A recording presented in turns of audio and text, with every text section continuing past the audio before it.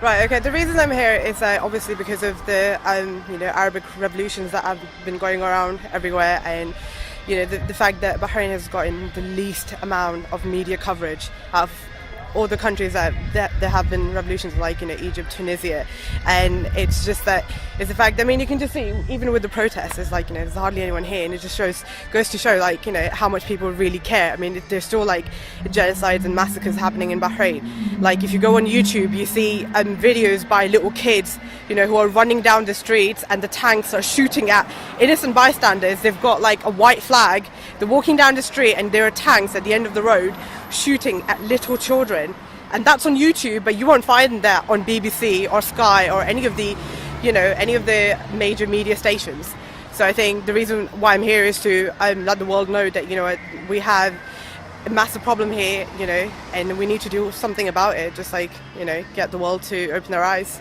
It's been really bad. I mean, there's hardly been any response to what's been happening in Bahrain. I mean, you've had teachers, you've had academics that have been detained. There's if you go on Sky, BBC, there's no one who's actually said, look, there is something severely wrong here. There are people who are dying. We should do something about it. I mean, when the revolution happened in Cairo, you had Obama, you had Cameron, who were just saying, okay, Mubarak needs to go. And has anyone said anything about Bahrain's president needs to go or anything?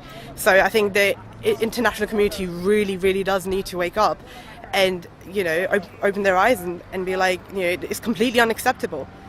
The first thing you need to realize is that this isn't about the Sunnis or this isn't about Shias. It's the fact that we're all Muslim. And even before we were Muslim, we're all human beings. I mean, a person can be dead on the floor. It doesn't matter whether they're Sunni or they're Shia.